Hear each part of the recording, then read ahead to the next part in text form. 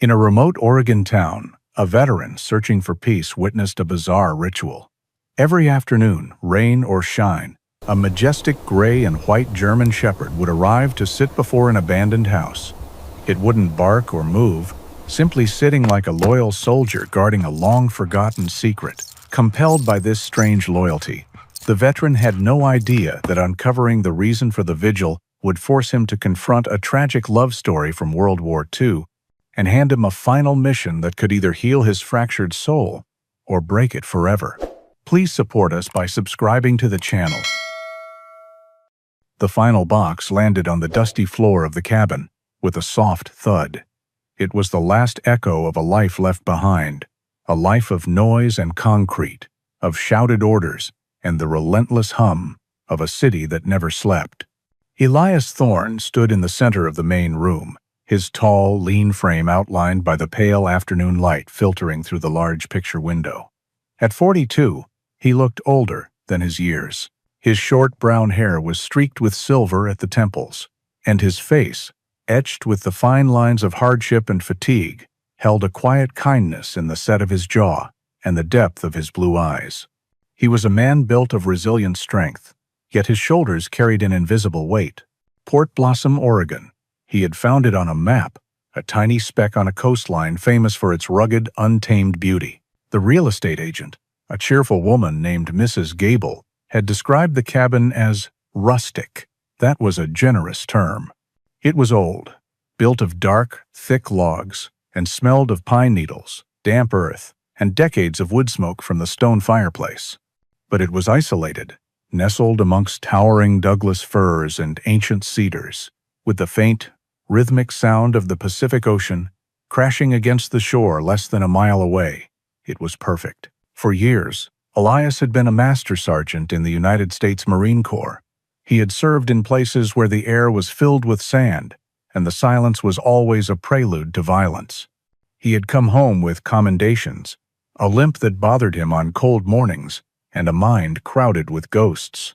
The quiet he sought now was not just an absence of sound. It was a quest for a different kind of silence, one that was not empty and threatening, but full and peaceful, a silence that could hopefully, finally, quiet the echoes within.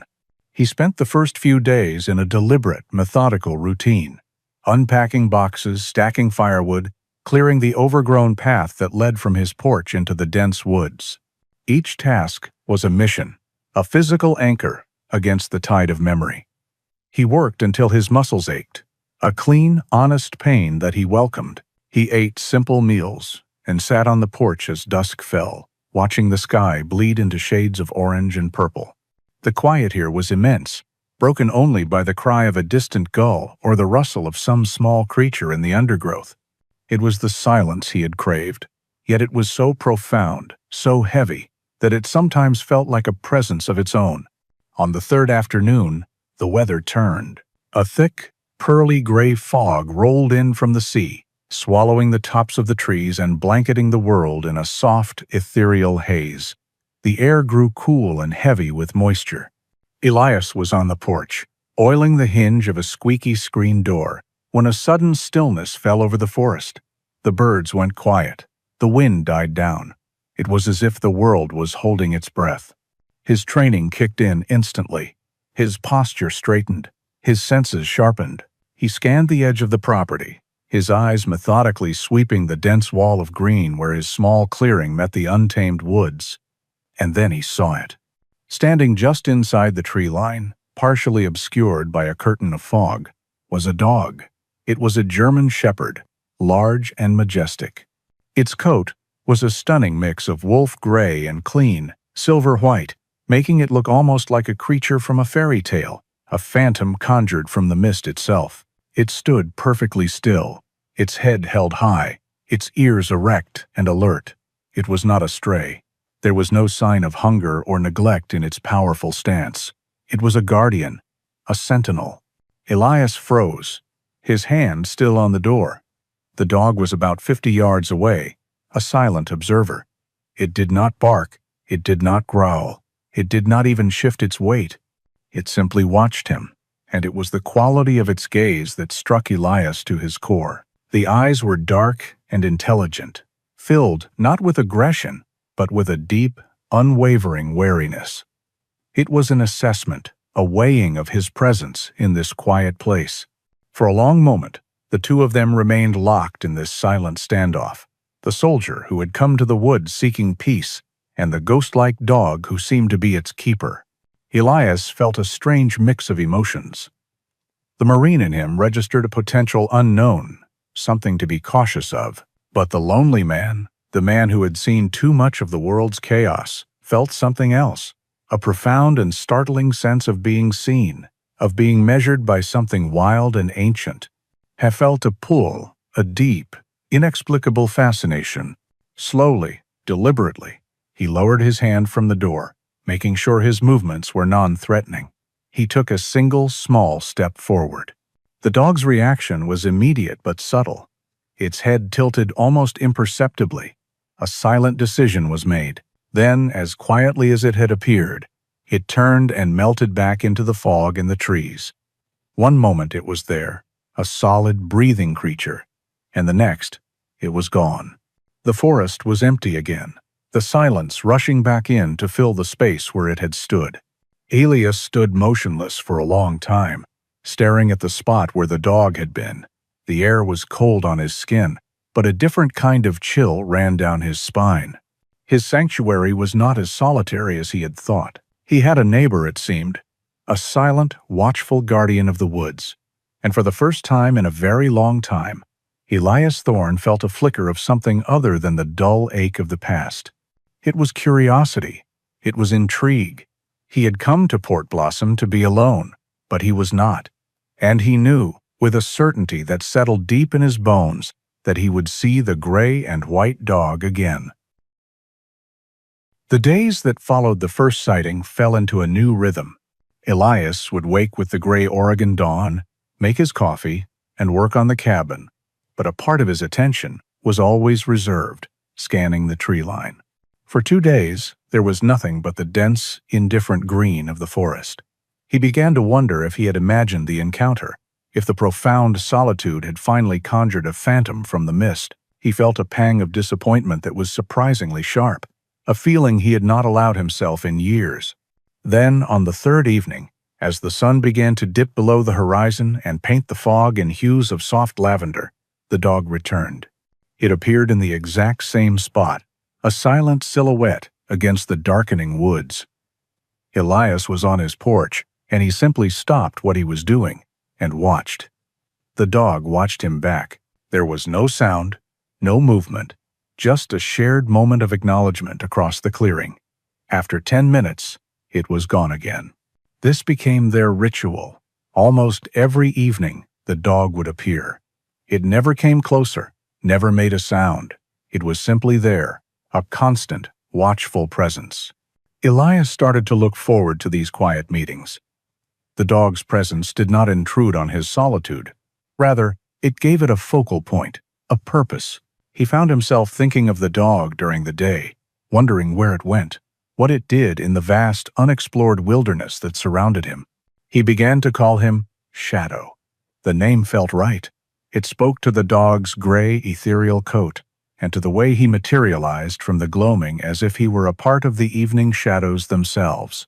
He was a silent guest in Elias's isolated world, and his presence began to have an unexpected effect.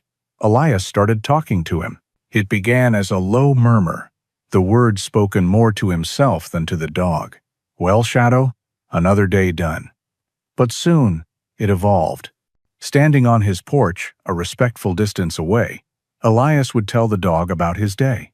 He described the loose floorboard he had fixed, the stubborn stump he had tried to dig out, the family of deer he had seen by the creek. He spoke of things he would never tell another person, small observations and fleeting thoughts. The dog, in return, would simply stand and listen, his head sometimes tilting as if in consideration. For a man who had spent years communicating in the clipped, efficient language of the military, these one-sided conversations were a release. Shadow was the perfect confidant, a silent witness who passed no judgment and asked for nothing in return. He was a strange, living comfort, a companion who shared his solitude without disturbing it.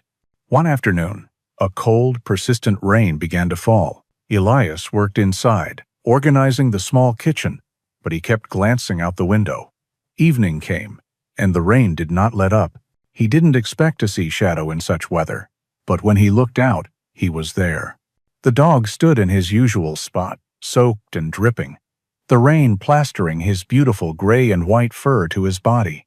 He looked stoic and unwavering, but for the first time, Elias saw a hint of vulnerability beneath the majestic exterior. In that moment, Elias saw more than just a wild, mysterious creature. He saw a kindred spirit. He saw another soul, navigating a harsh world alone. He too had stood watch in the pouring rain, had endured discomfort in the name of a duty no one else understood. They were the same, in a way. Two lonely souls, standing guard in the quiet wilderness. The thought solidified a decision that had been forming in his mind for days. He went to the kitchen and found a sturdy ceramic bowl. He filled it with the leftover beef stew from his dinner, the rich aroma of meat and vegetables filling the small cabin. He poured fresh, clean water into a second bowl. Then he opened the screen door and stepped out onto the covered porch. Shadow watched his every move, his body tense and alert, but he did not run. "This is for you," Elias said softly, his voice barely carrying over the sound of the rain. He placed the two bowls at the edge of the porch, as close to the woods as he could get without leaving the shelter of the roof. He knew what he had to do next. Trust had to be a two-way street. He had to show Shadow that this was not a trap, but a gift. With one last look at the magnificent, rain-soaked animal, Elias turned and went back inside, closing the heavy wooden door behind him, leaving it slightly ajar. He moved to the large picture window, keeping himself in the shadows of the dimly lit room. He watched. For a long time, Shadow did not move. He remained at the edge of the trees, a statue in the downpour, his intelligent eyes fixed on the bowls. He was cautious, weighing the risk. This was the most vulnerable an animal could be, accepting food from a potential threat. Elias held his breath. He knew this was a critical moment, a test. Finally, the dog took a tentative step forward, then another. He moved with a fluid, silent grace, his paws making no sound on the wet earth. He reached the edge of the clearing and stopped, lifting his nose to scent the air, his gaze flicking towards the cabin, towards the window, where Elias stood hidden. He was making sure the gift came with no strings attached. Satisfied that the human was keeping his distance, Shadow approached the porch. He ignored the stew at first and went for the water, drinking deeply. Only after quenching his thirst did he turn his attention to the food. He ate quickly, efficiently, without lifting his head, until the bowl was clean. When he was finished, he looked one more time towards the cabin. It was not a look of gratitude in the human sense, but one of acknowledgement. An agreement had been made. Then, as silently as he had come, he turned and vanished back into the rain-swept forest. Elias let out a breath he didn't realize he'd been holding. A slow warmth spread through his chest, chasing away some of the persistent chill that had lived there for so long. He had breached the distance. A silent trust had been forged, an offering given and accepted. The silent guest was a guest no longer. He was a part of this place now, a part of Elias's life.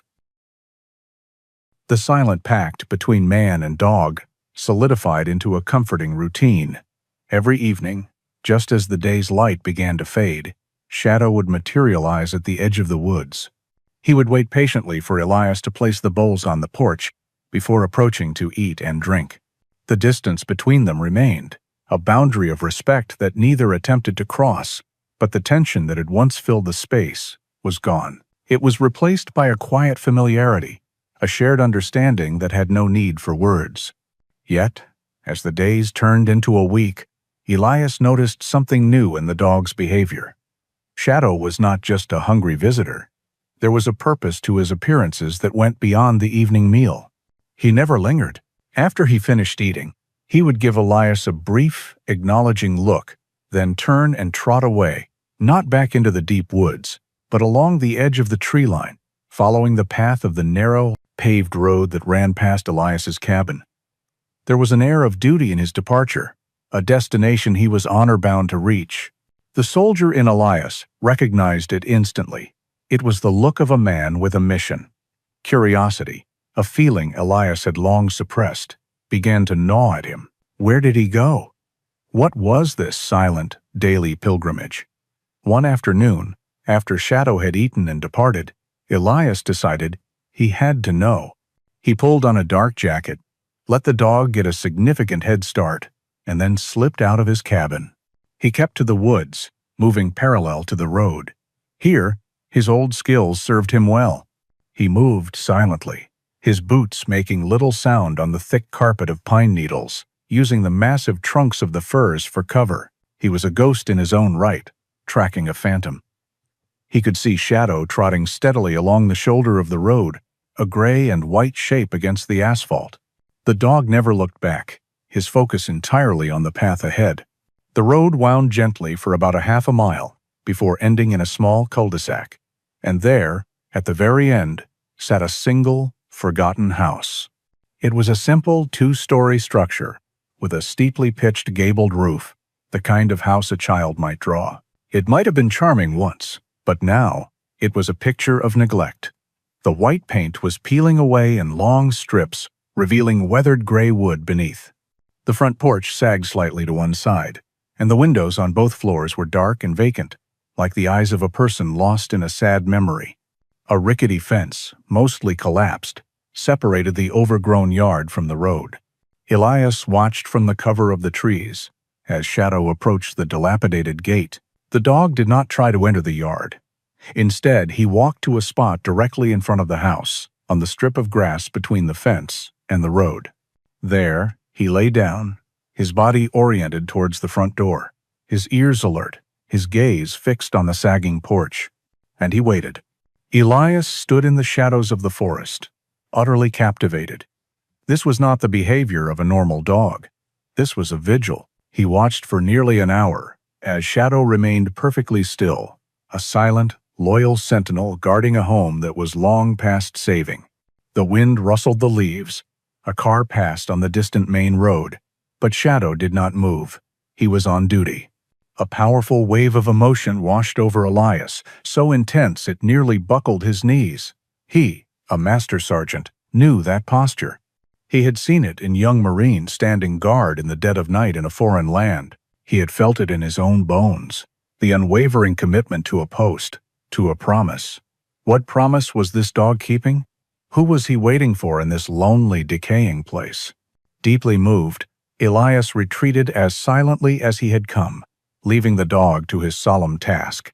He did not want to intrude. This felt sacred, a ritual of loyalty that he had no right to disturb. That evening, when Shadow returned for his meal, the nature of their one-sided conversations changed. Elias no longer spoke of trivial things. He looked at the proud, mysterious animal and saw a fellow soldier. "I stood watch too, you know," Elias said, his voice low and thick with emotion as he stood on his porch. Shadow paused from his meal, looking up at him. "Stood watch for men who were never coming home.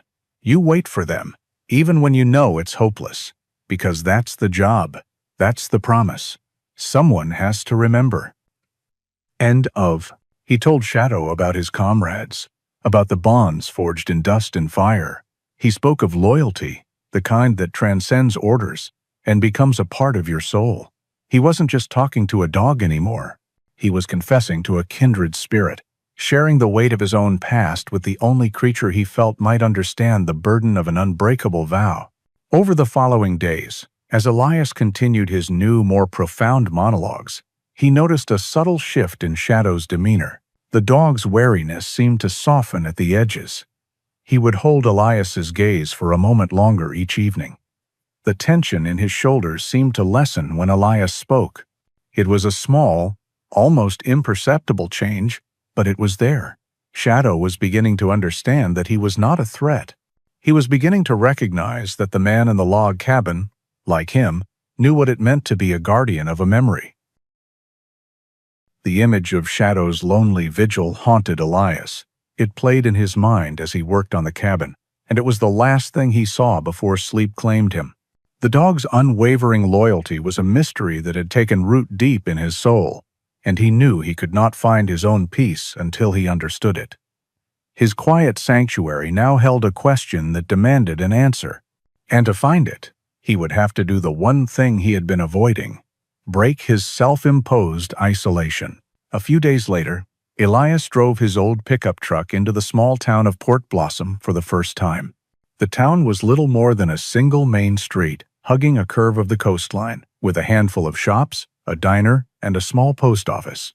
It was quiet and unassuming, the buildings weathered by years of salty air. He parked in front of the Port Blossom General Store, a classic storefront, with a large picture window and a faded wooden sign. The bell above the door chimed as he entered. The store smelled of coffee beans, sawdust, and old paper. It was stocked with everything from fishing lures and hardware to fresh produce and canned goods. Behind the counter stood a man with a kind, wrinkled face and a full head of thick white hair. He wore a flannel shirt and greeted Elias with a warm, welcoming nod. "Haven't seen you around here before," the man said, his voice a friendly baritone. "Just passing through?" "Something like that," Elias replied, grabbing a shopping basket. "Moved into the old cabin out on the coastal road a couple of weeks ago." "Ah, the old Miller place," the man smiled. "Good to see someone in there again. I'm Ben Henderson, lived here my whole life." He extended a hand over the counter, and Elias shook it. As Elias gathered some supplies, he worked up the courage to ask his question. He tried to make it sound casual. "Mr. Henderson, there's another house out on that road, at the very end. An old two-story place. Looks like it's been empty for a long time." Ben's friendly expression softened into something more reflective. "Ah, you mean the Vance house?" "Yes, it's been empty for decades now. A real shame." "What happened to the family?" Elias asked, placing his items on the counter. "There's not much family left to speak of. Not around here anyway," Ben said, ringing up the groceries. "The last one to live there was Eleanor Vance. She passed on more than 40 years ago. A quiet woman, kept to herself mostly, especially in the later years." He paused, his eyes looking past Elias as if seeing a ghost from the town's past. "Folks say she was waiting," Ben continued in a lower voice, leaning slightly over the counter. "Her sweetheart, Samuel Croft, went off to fight in the big one, World War II. He never came home. The story goes that she just kept waiting for him. Never married, never left that house, just waited." He straightened up, shaking his head slightly. "It's just old town talk, of course, but it's a sad story either way." Elias's heart clenched. A soldier who never came home. A promise unfulfilled. The pieces were beginning to click into place, forming a picture of profound sadness and loyalty. He paid for his groceries, thanked Ben for the information, and left the store with a new weight on his mind. The Vance house. Eleanor Vance. Samuel Croft. The names echoed in his head. Armed with this fragmented history, his need to see the house up close became an imperative. He felt he owed it to Eleanor and to the soldier who never returned. But he also knew he had to contend with its guardian. He decided to try a direct approach first. The next afternoon, long before Shadow's usual vigil, Elias walked down the quiet road. The sun was out, but it did little to warm the melancholy air that hung around the property. He reached the broken gate and stopped. Staring at the peeling paint and dark windows, he felt like an intruder, a trespasser on sacred ground. The house seemed to hold its breath, guarding its secrets jealously. This felt wrong. He could not bring himself to step onto the property, not like this. He turned and walked back to his cabin. His second attempt was different. He waited until evening, until he saw Shadow trot purposefully down the road. After giving him some time, Elias followed. He approached slowly, openly, not hiding in the woods this time. He wanted Shadow to see him, to understand he meant no harm. He wanted to share the vigil, not disrupt it. He stopped about 20 feet away from where Shadow was lying. The dog, who had been facing the house, turned his head to look at him. His expression was not hostile, but it was unyielding. Elias took one more slow, deliberate step forward. That was when it happened. In a single, fluid motion, Shadow rose to his feet. He did not bark or growl. He did not bare his teeth. He simply moved to stand directly in Elias's path, a living barrier between him and the house. His body was calm but firm, a powerful statement of intent. His intelligent eyes met Elias's, and the message was perfectly clear. This far and no further. This duty is mine to keep. You are not welcome here. Elias froze, his hand half raised in a placating gesture. He was looking at a guardian in its purest form. It was a silent, powerful warning, more potent than any display of aggression. The soldier in Elias recognized and respected a clearly defined boundary. He had been given a command, and he would not defy it. He gave a slow, single nod, a sign of acknowledgement and surrender. "I understand," he whispered, though he knew the words were unnecessary. "It's your watch." He held the dog's gaze for another moment, a silent understanding passing between them. Then, Elias turned and slowly walked back the way he came, leaving Shadow to his solitary, unwavering vigil in the fading light. He had been denied access, but he left not with frustration, but with a deeper, more profound sense of respect. The mystery of the Vance house was protected by a loyalty that was absolute. The storm arrived without subtlety. It charged in from the Pacific like an invading army, preceded by a sky the color of bruised plums. The wind began to howl through the tall firs, their massive trunks groaning in protest. Elias stood inside his cabin, watching through the window as the first thick drops of rain began to slam against the glass. Soon, it was a torrential downpour, a wall of water that blurred the entire world into a swirling gray chaos. The rhythmic crash of the ocean waves had become a furious, constant roar. He was safe. The log cabin was sturdy, built to withstand the worst of Oregon's coastal weather. But as the storm raged, a cold knot of anxiety tightened in his gut. Shadow. His evening routine had become a fixed point in his solitary life. He would put out the food, and the dog would appear. They would share their quiet moment before Shadow departed for his vigil. But not tonight. The spot at the edge of the woods was empty, battered by wind and rain. Elias knew the dog was out there somewhere, exposed to the full fury of the storm. The thought of him, soaked and alone, was unbearable. The mystery of the dog's past no longer mattered as much as the reality of his present. He could not wait.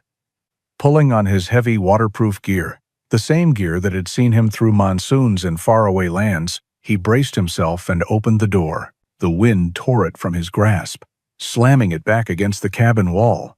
He stepped out into the tempest. The half-mile walk to the Vance house was a battle. Rain lashed at his face, and the wind pushed against him with a physical, malevolent force. Branches littered the road, and small rivers of muddy water streamed down the asphalt. He kept his head down, his flashlight beam cutting a weak, wavering path through the deluge. Every step was an effort, but the image of Shadow, alone and vulnerable, propelled him forward. As he neared the end of the road, his light caught a shape huddled in the deepest shadows of the old house's porch. It was Shadow. He was pressed against the front wall, under the leaky, rotting overhang of the porch roof, which offered almost no protection. His magnificent coat was plastered to his body, and he was shivering not from fear, but from the biting cold. Yet, even in this miserable state, he was facing the front door. He was still on duty. Elias's heart ached. "Shadow!" he called out, his voice nearly swallowed by the wind.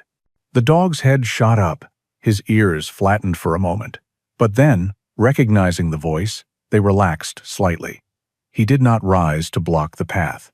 He simply watched as Elias made his way through the broken gate and onto the porch. The trust they had built over weeks of quiet evenings and shared stories held firm, even in the heart of the storm.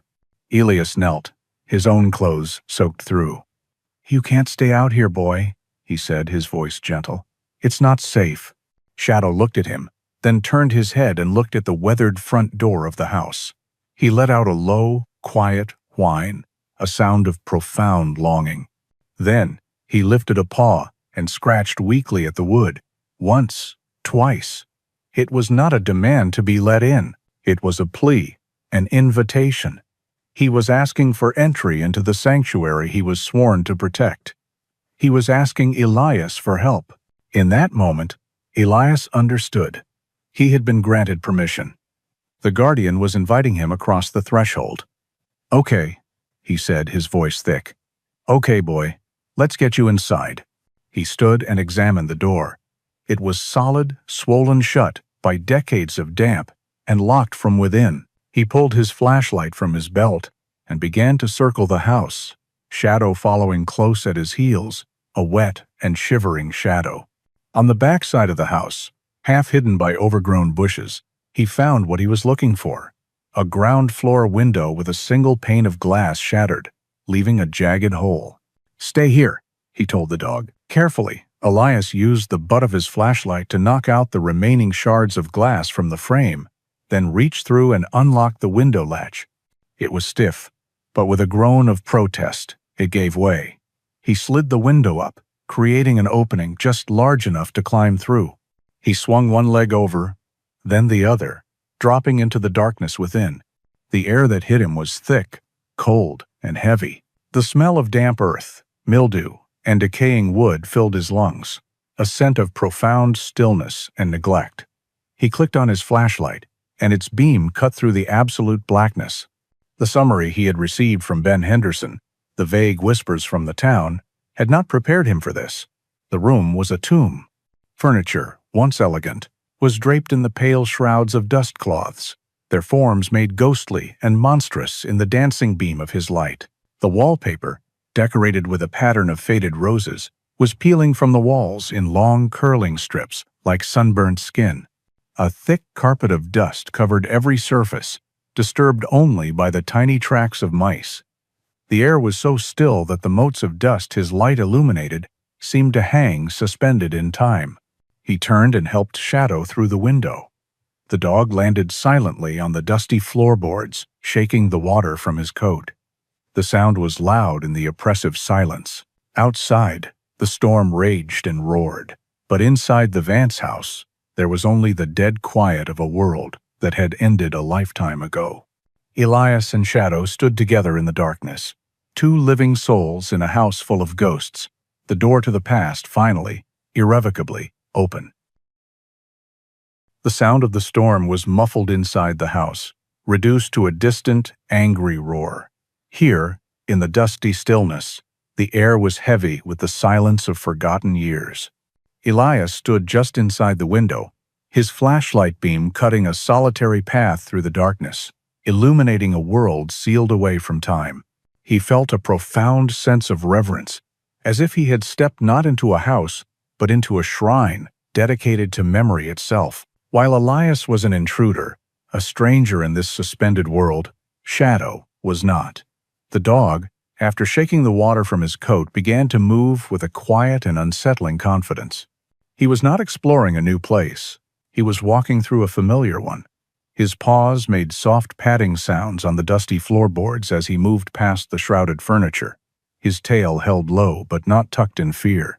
He was a guide, and Elias knew without a doubt that he was meant to follow. Flashlight held steady.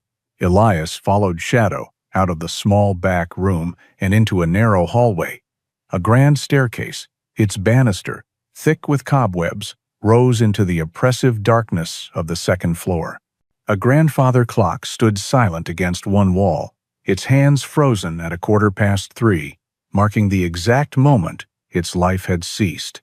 Everything was a testament to an abrupt end, a life interrupted.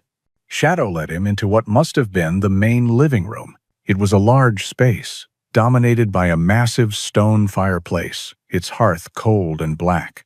More furniture, draped in white sheets, stood like pale ghosts in the gloom, but Shadow ignored them all. He walked directly to a single uncovered piece of furniture, a large upholstered armchair sitting beside the fireplace. It was a waiting chair.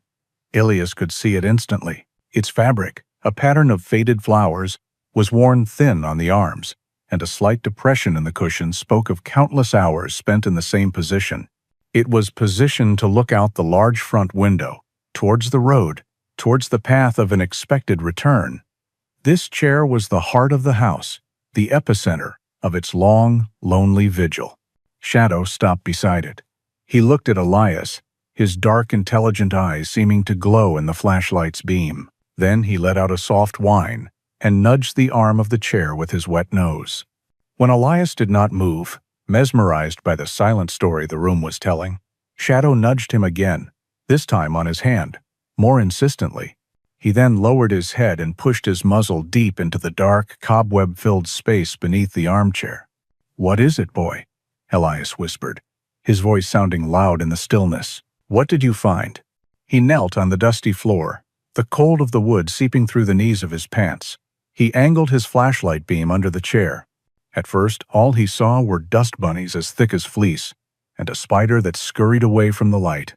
But then, tucked far back against one of the chair's wooden legs, his light caught the dull glint of tarnished metal. Reaching deep into the darkness, his fingers brushed against something hard and brittle, leather. He carefully retrieved the object and brought it out into the light. It was a dog collar. It was old, the leather stiff, and cracked from decades of changing temperatures and humidity. It was covered in a thick gray film of dust, so thick it seemed to have become part of the collar itself. Elias's heart pounded in his chest. He held the fragile artifact in the palm of his hand as if it were priceless. Shadow sat patiently beside him, watching his face intently. With his thumb, Elias gently, carefully, wiped away the thick layer of dust from the small metal nameplate riveted to the leather. The metal was dull and scratched, but the engraving was deep. He angled the flashlight to catch the light just right. 4 letters appeared, then a 5th, then a 6th. He read the name aloud, his voice a quiet breath of discovery in the silent room. Beacon. The name hung in the air, imbued with a sudden, immense power. A beacon, a light in the darkness, a signal for a ship to find its way home, a promise of safe harbor. It was a name full of hope, a name given to a guardian who was meant to light the way for a soldier's return. A wave of understanding, so clear and powerful it was like a physical shock, washed over Elias. Everything clicked into place. The vigil, the unwavering loyalty, the old town rumor of a woman who waited for a soldier. This was the first tangible piece of the story, the first real voice from the past. Shadow's strange, obsessive behavior was not his own. He was a conduit, a vessel for a loyalty that had refused to die, a loyalty that belonged to another dog, in another time, a dog named Beacon.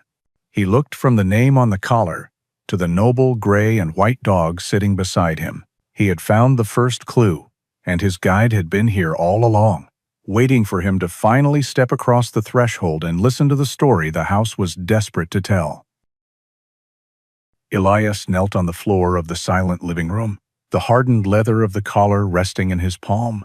The name, Beacon, seemed to resonate in the still, heavy air, a single word that explained so much, yet opened the door to 100 new questions.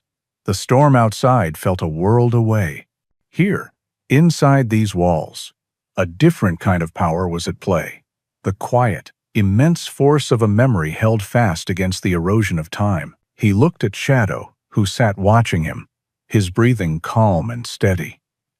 The dog's mission, Elias realized, was not over. The collar was only the first step.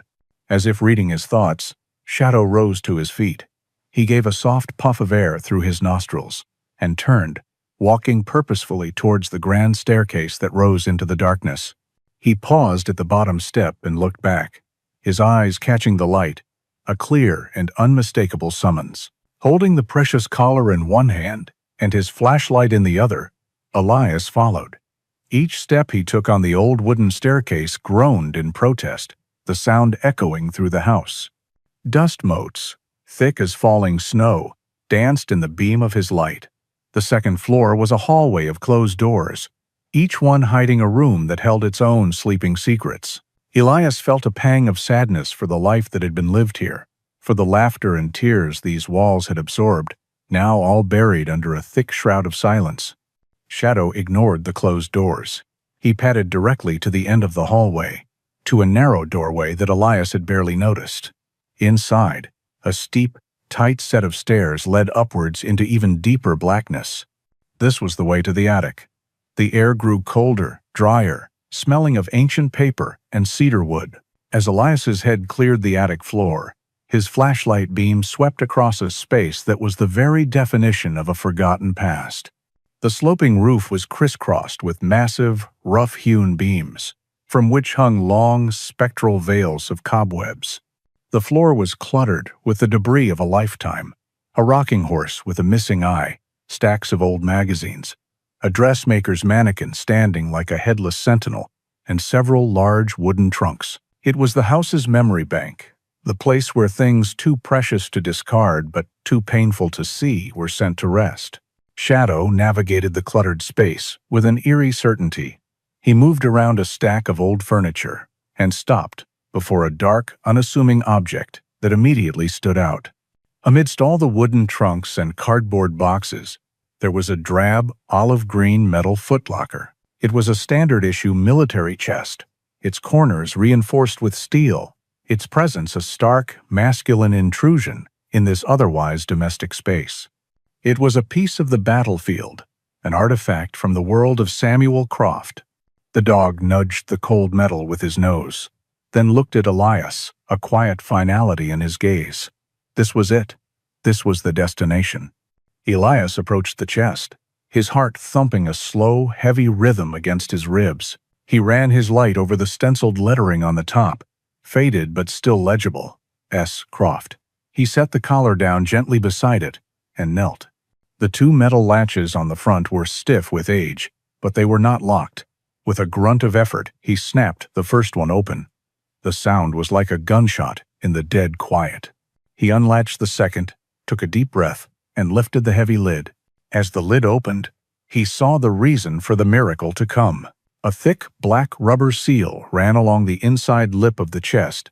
It was dry and slightly cracked in places, but it had held. For decades, it had done its job, creating a nearly airtight tomb, protecting its precious contents from the damp Oregon air that had warped the floorboards and peeled the wallpaper. The first thing he saw was a bundle of letters, tied neatly with a pale blue ribbon that had long ago lost its color. The paper was yellowed with age, but it was crisp and dry. Beneath the letters lay a small stack of black and white photographs. Elias carefully picked up the one on top. It was a picture of a young woman, her hair styled in the fashion of the 1942nd, her smile full of a hope so bright it seemed to defy the decades of dust. Eleanor Vance. The next photo was of a young man in a crisp Marine Corps uniform, his expression proud and serious, but with a hint of a smile playing on his lips. Samuel Croft. The final photo made Elias's breath catch in his throat. It was of the two of them together, sitting on the steps of this very house. Kneeling in front of them, his head resting on Eleanor's lap, was a magnificent German shepherd, the spitting image of Shadow, but with a darker, sable-coat beacon. Tucked into a corner of the chest, nestled on a bed of what looked like a folded uniform, was one last item. It was a small wooden dog, a German shepherd carved from a single piece of dark wood. It was exquisitely detailed, from the alert set of its ears to the gentle curve of its tail. It was not a toy. It was a work of art, a token of love, carved by a soldier's hands during long, lonely hours, a tangible piece of his heart, sent home to the woman and the dog he had left behind. Elias knelt there in the dusty attic, the storm outside completely forgotten. His flashlight beam illuminated the open chest, a time capsule of a love and loyalty that had refused to fade. He was no longer just a curious neighbor following a mysterious dog. He was the sole witness to a story that had been sealed away for more than half a century. He was the keeper of a sacred trust, and the weight of it settled upon him, as real and as heavy as the history that lay before him. As the first light of dawn broke through the storm clouds, the fury of the wind and rain subsided into a gentle, weeping drizzle. The world outside was washed clean, and a profound quiet settled over the coast. Inside the Vance house, Elias felt as if he had been holding his breath for hours. He carefully closed the lid of the military footlocker, his movements slow and reverent. The attic, with its shroud of dust and memories, felt too much like a tomb. This story did not deserve to be read amongst the dead. It deserved to be brought back into the light. With a grunt of effort, he lifted the heavy metal chest. Shadow, who had been resting at the top of the stairs, rose and padded silently ahead of him, leading the way back down to the main floor. Elias carried the footlocker into the living room and set it on the floor beside the waiting armchair, the heart of the home. He sat on the dusty floorboards, his back against a sheet-covered sofa, while Shadow lay down nearby, his head on his paws, watching. The storm was over, and the real work was about to begin. Elias opened the chest again. He started with the letters, untying the faded blue ribbon with trembling fingers.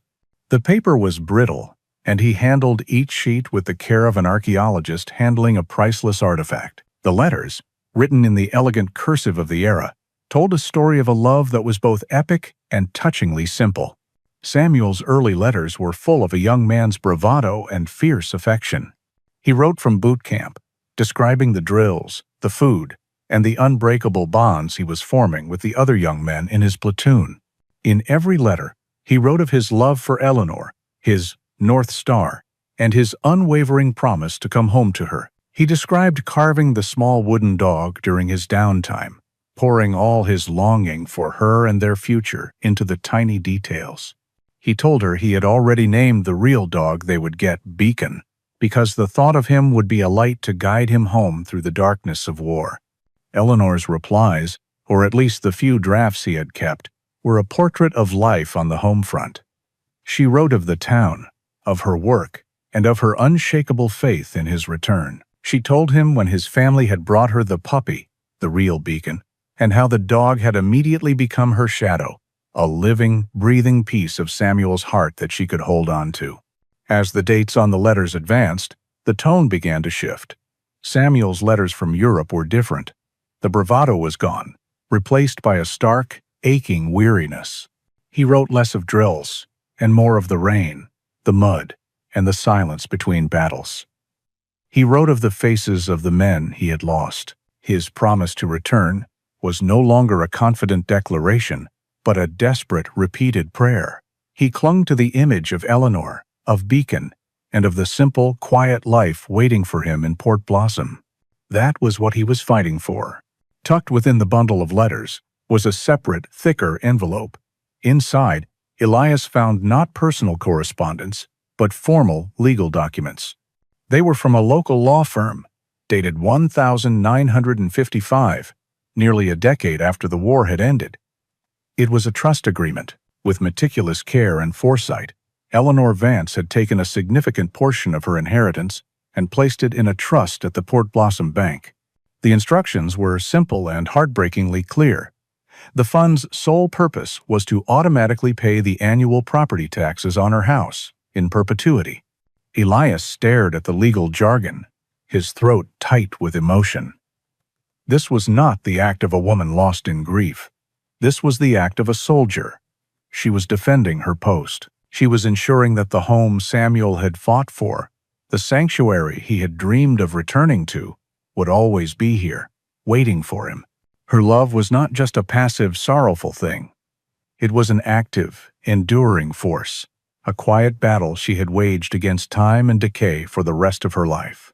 He read the last of Samuel's letters, his handwriting growing hastier, the words more spare. The final envelope was unopened. It was one of his own letters to her, returned. Across the front, a stark purple stamp read, "Deceased." Elias carefully placed the letter back in the chest. He felt a profound and aching connection to the young man who had died on a foreign shore so long ago. He was not just a name on a page anymore. He was a brother. Elias knew the weight of the promises a soldier makes, not just to loved ones, but to himself, to survive, to return, to live the life his fallen comrades could not. Samuel Croft had made that promise, and the cruelty of fate had broken it.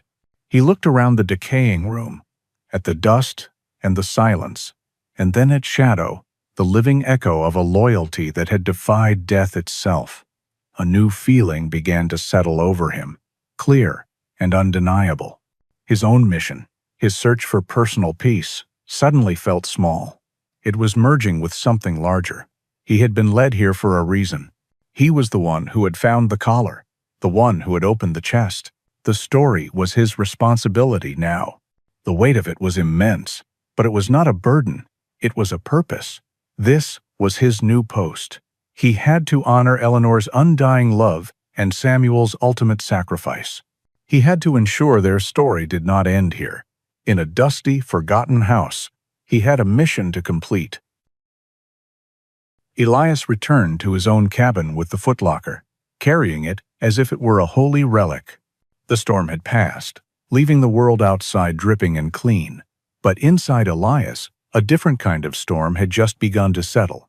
He was no longer just a drifter seeking refuge from his own ghosts. He was now the custodian of someone else's, Tubi.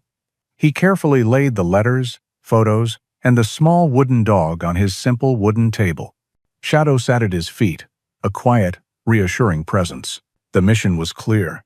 He had to find who was left. He had to deliver this story to a living heart.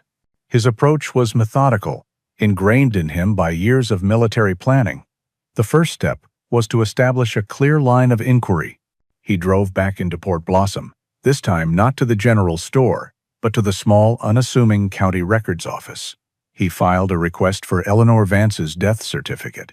The clerk, a woman with tired eyes and an efficient manner, processed the paperwork without comment. An hour later, Elias held the document in his hand. Under the section for informant, he found the name he was looking for, Thomas Vance, brother. Back at his cabin, the second phase of the mission began. He booted up his old laptop, the glow of the screen, a stark contrast to the rustic interior of his home. He subscribed to a popular genealogy website, a world of digital records and searchable family trees that felt a million miles away from the handwritten letters on his table. He entered the name Thomas Vance, brother of Eleanor Vance of Port Blossom, Oregon. The work was slow and arduous. For weeks, the cabin was lit by the glow of the laptop screen late into the night. Elias fell into a new routine, one of investigation and quiet determination. During the day, he chopped wood and tended to his small property. In the evenings, he would feed Shadow, who would then depart for his solemn vigil at the Vance house, leaving Elias to his own. He would sit for hours, tracing a life through the faint digital footprints it had left behind. He faced countless dead ends. There were 2 other men named Thomas Vance, born in Oregon, in the same decade. He spent a week tracing the lineage of a shoe salesman from Eugene before realizing it was the wrong family. He found a marriage certificate for the correct Thomas, but then the trail went cold for nearly 20 years. The frustration was immense, a familiar feeling of hitting a wall. But the image of Samuel's unopened letter, of Eleanor's waiting chair, of Shadow's unwavering loyalty, would not let him quit. He was a Marine. Marines did not abandon a mission. Finally, after nearly a month of searching, he had a breakthrough. He found a digitized obituary from a small newspaper in Northern California. Thomas Vance, beloved husband and father, had passed away 6 years prior. The obituary listed his surviving children. From there, the trail became clearer. He traced Thomas's son, Michael, through public records, finding a birth announcement for his daughter, born 32 years ago in Portland. Her name was Rachel Vance. A quick search of professional networks gave him the final piece of the puzzle. Rachel Vance, a licensed landscape architect, was still living and working in Portland. He stared at the phone number on the screen for a long time. This was the most difficult step, a step that required not just logic, but a leap of faith. How could he explain all of this to a stranger? How could he make her believe? He took a deep breath, picked up his phone, and dialed. In a sleek, minimalist office in Portland, Rachel Vance stared at a set of blueprints. They were for the courtyard of a new corporate office park. It was a design of sterile perfection, clean lines, symmetrical planters, and a species of ornamental grass that was hardy and required minimal maintenance. It was soulless, just like her job had become. At 32, With bright, intelligent green eyes and auburn hair she often tied back in a messy bun, Rachel had once dreamed of designing vibrant public parks, places of community and natural beauty. Now, she felt like a cog in a machine, designing aesthetically pleasing but lifeless spaces for corporations. She felt stuck, her creativity stifled, her days blending into a monotonous gray. Her phone buzzed, displaying a number she didn't recognize from a coastal area code. Annoyed, thinking it was another contractor, she answered with a clipped, professional tone. "This is Rachel Vance." "Miss Vance," a man's voice said. It was calm, steady, and serious. "My name is Elias Thorne. I know this is going to sound strange, but I'm calling you about a house in a town called Port Blossom." Rachel frowned, her guard immediately up. "I think you have the wrong number. I don't know anyone in Port Blossom." "Oh, the house belonged to your great-aunt, Eleanor Vance," the voice continued, undeterred. The name sparked a faint, distant memory, a name mentioned in passing by her grandfather when she was a child. It meant almost nothing to her. "Look, Mr. Thorne, I'm very busy. Is this about selling property? Because I'm not interested." "No," Elias said, his voice still patient. "It's not about that. It's about a promise. It's about a soldier named Samuel Croft and a dog named Beacon." The names, spoken with such quiet gravity, gave her pause. This was not the call of a typical salesman. It was too specific, too strange. Her initial annoyance was being replaced by a wary curiosity.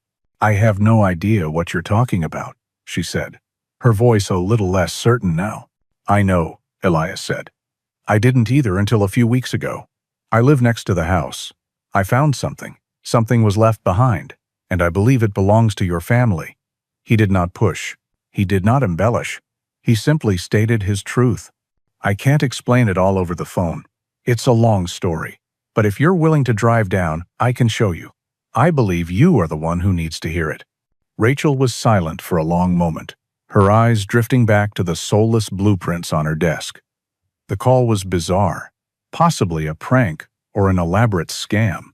Every logical part of her brain told her to hang up, but a small, restless part of her, the part that was tired of sterile plans and predictable days, was intrigued. A house, a soldier, a promise. It sounded like something from an old book, something real and messy and important. "I'll think about it," she said finally, a non-committal answer. She took down his name and number, and the call ended. Elias lowered his phone, his part of the mission complete. He had found the air. He had delivered the message. Now, all he could do was wait. He looked over at Shadow, who had returned from his vigil and was now sleeping by the hearth. The fate of the Echo, the final chapter of Eleanor and Samuel's story, now rested in the hands of a skeptical stranger in a city far away. 3 days passed in quiet anticipation. Elias did not know if he would ever hear from Rachel Vance again. He had presented her with an impossible story and left the choice in her hands. He and Shadow continued their routine, a silent pact of shared meals and quiet understanding. But now, when Shadow left for his nightly vigil, Elias felt he was standing watch with him, waiting for a different kind of return. On the fourth morning, a clean, modern sedan, out of place amongst the rugged pickup trucks of Port Blossom, pulled into his gravel driveway. A woman stepped out. It was Rachel. Her auburn hair was pulled back from a face that was etched with fatigue, but also a clear, determined intelligence. Her bright green eyes, full of a cautious curiosity, scanned the cabin, the woods, and Elias, who was standing on his porch. She was dressed practically in jeans and a jacket, a city dweller treading cautiously in a world not her own. Elias simply nodded a greeting. "I'm glad you came." "I'm still not sure why I'm here," she admitted, her voice tense. "This is crazy." "I know," he said calmly. "Let me show you why it's not." He led her inside his small cabin. On the table, he had arranged everything from the footlocker, the stack of letters tied with the faded ribbon, the black and white photos, the old leather collar, and the small hand-carved wooden dog. As Rachel approached the table, her skepticism began to falter. She picked up the photo of Eleanor and Samuel, her fingers tracing the image of the young, hopeful couple. She saw her own family's features in Eleanor's smile. She touched the wooden dog, its smooth, worn texture a testament to the hands that had carved it. Then she saw the collar, the name Beacon, still legible on the tarnished plate. The reality of the objects, the tangible weight of the history they held, was undeniable. Her professional composure crumbled, and her green eyes filled with tears she did not try to hide. I never knew," she whispered, her voice choked with emotion. "My grandfather, Thomas, he never spoke of this. It was then that Shadow, who had been lying quietly by the hearth, seemed to sense the shift in the room. He rose and padded softly over to Rachel.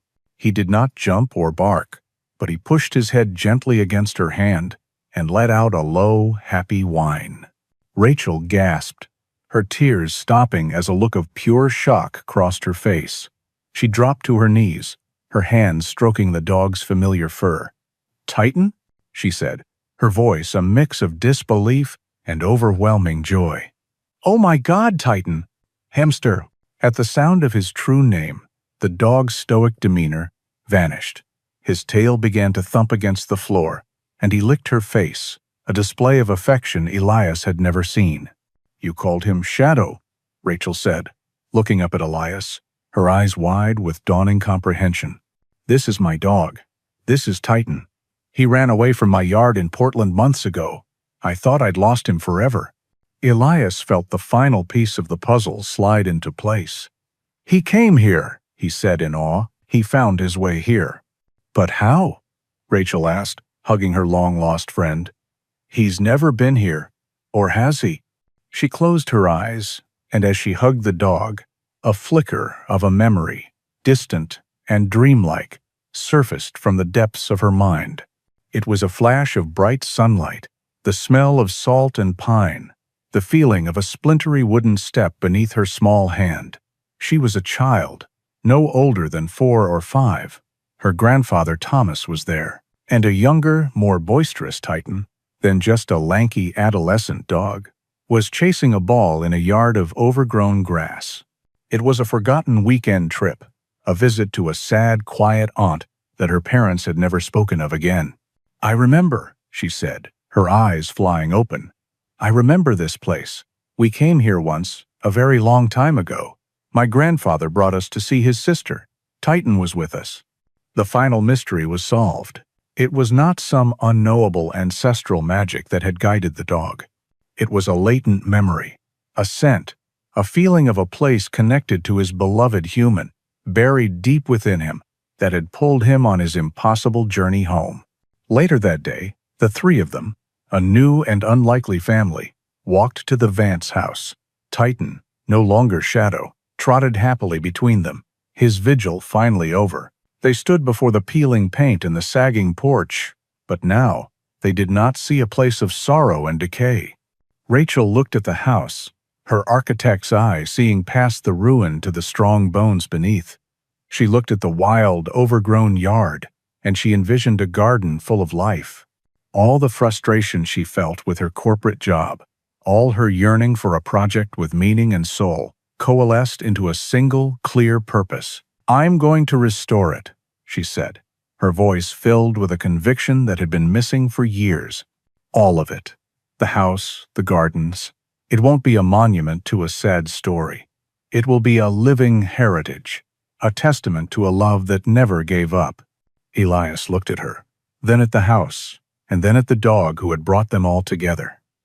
He had come to Port Blossom to escape his past, to find a quiet harbor where he could forget the noise of the world. He had sought solitude, but instead, he had found connection.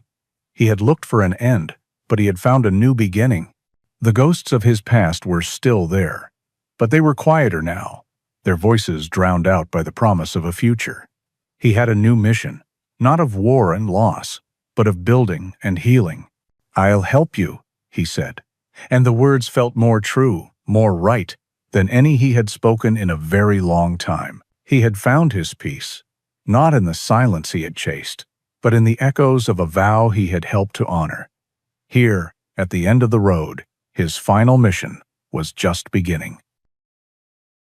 The story of Eleanor and Samuel, carried across the decades by the loyalty of a dog named Beacon and brought to light by another named Titan, reminds us that the most powerful vows are often the ones kept in silence. It shows us that true loyalty never really fades. It simply waits for a heart that is willing to listen to its echo.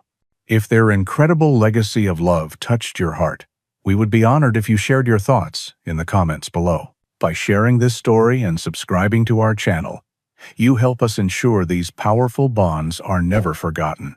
The journey of another devoted animal is waiting for you now, just a click away on the video appearing on your screen.